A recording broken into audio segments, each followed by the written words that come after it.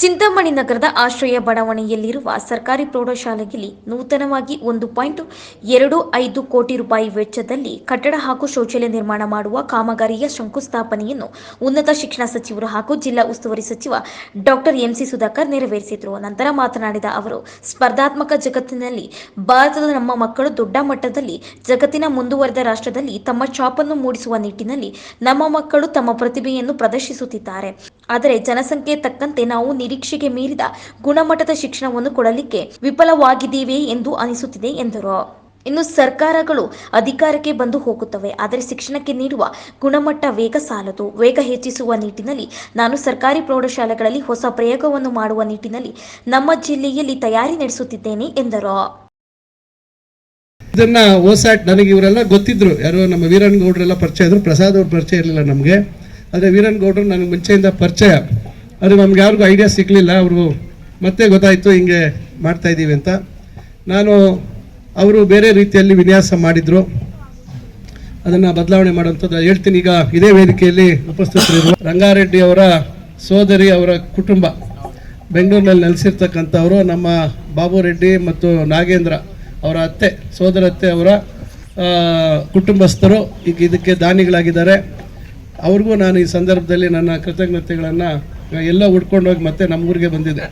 ಶಿಕ್ಷಣ ಕ್ಷೇತ್ರ ಭಾಳ ದೊಡ್ಡ ಮಟ್ಟದಲ್ಲಿ ಇವತ್ತು ಬದಲಾವಣೆಯನ್ನು ನೋಡ್ತಾ ಇದ್ದೀವಿ.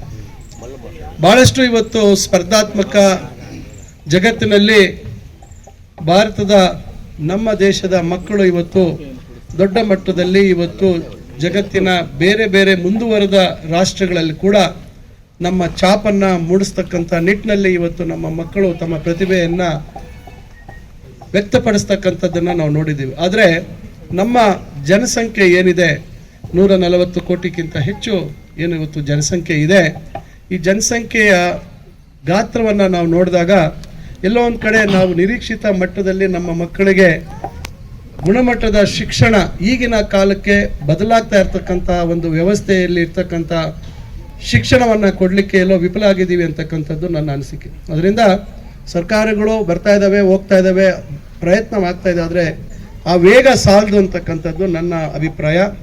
ಆ ವೇಗವನ್ನು ಹೆಚ್ಚಿಸುವಂಥ ನಿಟ್ಟಿನಲ್ಲಿ ಇವತ್ತು ನಾವು ಈ ಒಂದು ಹೈಸ್ಕೂಲಿಂದನೇ ಬಹುಶಃ ಸಾಧ್ಯ ಆದರೆ ಜುಲೈಯಿಂದ ಒಂದು ಹೊಸ ಪ್ರಯೋಗವನ್ನು ನಮ್ಮ ಜಿಲ್ಲೆಯಲ್ಲಿ ಮಾಡಬೇಕು ಅಂತಕ್ಕಂಥದ್ದು ನನ್ನ ಉದ್ದೇಶ. ಆ ಕಾರಣಕ್ಕಾಗಿ ಪ್ರಥಮ ತಯಾರಿಯನ್ನು ನಮ್ಮ ತಾಲೂಕಿನಲ್ಲೇ ಪ್ರಾರಂಭ ಮಾಡುವಂಥದ್ದಕ್ಕೆ ನಾವು ಕೈ ಹಾಕಿದ್ದೀವಿ. ಸ್ಮಾರ್ಟ್ ಟಿವಿಸ್, 75 ಇಂಚಿನ ಸ್ಮಾರ್ಟ್ ಟಿವಿಗಳನ್ನು ಸುಮಾರು 19 ಹೈಸ್ಕೂಲ್ಗೆ ಈಗಾಗಲೇ ನಾವು ಇನ್ನು ಬಹುಶಃ 2-3 ದಿವಸದಲ್ಲಿ ಈಗಾಗಲೇ ಇನ್ಸ್ಟಾಲ್ ಆಗಿದೆ.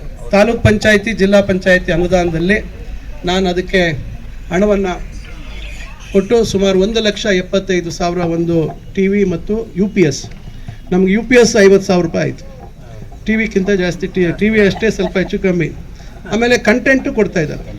ಸೊ ಪ್ರತಿಯೊಂದು ಶಾಲೆಯಲ್ಲೂ ಸ್ಮಾರ್ಟ್ ಟಿ ವಿ, ಯಾಕಂದರೆ ನೀವು ಬೋರ್ಡ್ ಅವಶ್ಯಕತೆಯೇ ಇಲ್ಲ.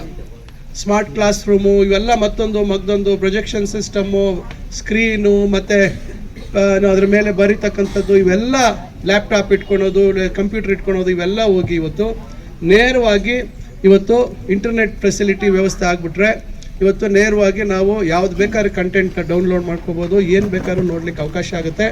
ಆಮೇಲೆ ಕಂಟೆಂಟ್ ಇವತ್ತು ನಮ್ಮ ಏನು ಪಠ್ಯಗಳಲ್ಲಿ ಏನಿದೆ ವಿಷಯ ಅದನ್ನು ಕೊಡುವಂಥದ್ದಾಗಿದೆ. ಬಹುಶಃ ಅದು ಚೆಕ್ ಮಾಡ್ತೀವಿ, ದ್ವಿಭಾಷೆದಲ್ಲಿದೆಯಾ ಬರೀ ಕನ್ನಡದಲ್ಲಿದೆಯಾ ಅಂತಕ್ಕಂಥದ್ದು ಒಂದು, ಅದನ್ನು ದ್ವಿಭಾಷೆ ಇದೆಯಾ ಚೆಕ್ ಮಾಡಬೇಕು. ಬದಲಾವಣೆಗಳನ್ನು ತರಬೇಕು ಅಂತ ಹೇಳಿ ಮಾಡ್ತಾ ಇದ್ವಿ.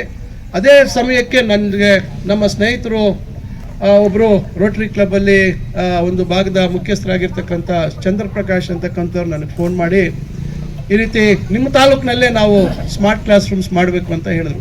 ನಾನು ಹೇಳಿದೆ ಈಗಾಗಲೇ ನಾನು ಅದಕ್ಕೆ ದುಡ್ಡು ಕೊಡಿಸ್ಬಿಟ್ಟಿದ್ದೀನಿ, ಆದರೆ ನನ್ನ ಜಿಲ್ಲೆಯಲ್ಲಿ ಮಾಡಬೇಕು ಅಂತ ಹೇಳಿದ್ದಕ್ಕೆ ಈಗ 29 ಸ್ಮಾರ್ಟ್ ಕ್ಲಾಸ್ ರೂಮ್ಸನ್ನು 19 ಜಾಗಗಳಲ್ಲಿ ಮಾಡುವಂಥದ್ದಕ್ಕೆ ಈಗಾಗಲೇ ಗುರುತಿಸಿದ್ದೀವಿ ನಮ್ಮ ಜಿಲ್ಲೆಯಲ್ಲಿ. ಇದು ಕಡೆ ಹಳ್ಳಿಯಲ್ಲಿ ಒಂದೊಂದು ಇದೆ, ಇಲ್ಲ ಅಂತಿಲ್ಲ, ಹೇಳ್ತಾ ಇಲ್ಲ. ಸಂಪೂರ್ಣ ಮಾಹಿತಿಯನ್ನು ನಾನು ಈಗ 5-6 ತಿಂಗಳಿಂದ ಪಡ್ಕೊಂಡು ಈಗ ಎಲ್ಲೆಲ್ಲಿ ಸಾಧ್ಯ ಆಗುತ್ತೆ, ಹೆಂಗೆ ಸಾಧ್ಯ ಆಗುತ್ತೆ ಅಂತ ಈ ರೀತಿಯಾಗಿ ತಯಾರಿಯನ್ನು ಮಾಡ್ತಾ ಇದ್ದೀವಿ. ಯಾಕಂದರೆ ಸುಮ್ಮನೆ ದೊಡ್ಡ ಮಾತಾಡ್ಬಿಟ್ರೆ ಅದಕ್ಕೆ ಬೇಕಾದಂಥ ಸೌಲಭ್ಯ ಮೂಲಭೂತವಾಗಿ ಇಂಥದ್ದೆಲ್ಲ ವ್ಯವಸ್ಥೆ ಇಲ್ದಿರ ಮಾಡೋದು ಆಗೋದು ಕಷ್ಟ ಆಗುತ್ತೆ.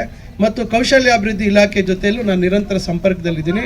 ಕೆರಿಯರ್ ಕೌನ್ಸಿಲಿಂಗ್ ಅಂದರೆ ನಾಳೆ ತಮಗೆ ಮುಂದಿನ ತಮ್ಮ ಭವಿಷ್ಯತ್ತನ್ನು ರೂಪಿಸ್ಕೊಳ್ಳಿಕ್ಕೆ ಏನೇನು ಅವಕಾಶಗಳಿದ್ದಾವೆ, ನಮ್ಮ ರಾಜ್ಯದಲ್ಲಿ ಏನೇನು ಅವಕಾಶಗಳಿದ್ದಾವೆ, ಸರ್ಕಾರಿ ಸ್ವಾಮ್ಯದಲ್ಲಿ ಏನು ಅವಕಾಶ ಇದ್ದಾವೆ, ಸರ್ಕಾರೇತರ ವ್ಯವಸ್ಥೆಯಲ್ಲಿ ಏನು ಅವಕಾಶಗಳಿದ್ದಾವೆ, ರಾಷ್ಟ್ರ ಮಟ್ಟದಲ್ಲಿ ಏನು ಅವಕಾಶಗಳಿದ್ದಾವೆ, ಅದಕ್ಕೆ ಯಾವ ರೀತಿ ತಾವು ಈಗಲಿಂದನೇ ತಾವು ಯಾವ ಒಂದು ವಿಷಯದಲ್ಲಿ ತಮಗೆ ಆಸಕ್ತಿ ಇದೆ ಆ ವಿಷಯಗಳನ್ನು ತಾವು ಹೆಚ್ಚು ಅಧ್ಯಯನ ಮಾಡಿದ್ರೆ ನೀವು ಮುಂದೆ ಅದನ್ನು ಇಂಥ ಒಂದು ವೃತ್ತಿಗಳನ್ನು ನಾನು ಆಯ್ದುಕೊಳ್ಳಿಕ್ಕೆ ಸಾಧ್ಯ ಆಗ್ತದೆ. PUCಯಲ್ಲಿ ನಾನು ಯಾವ ಕಾಂಬಿನೇಷನ್ ಸಬ್ಜೆಕ್ಟ್ಸನ್ನು ನಾನು ತಗೋಬೇಕು,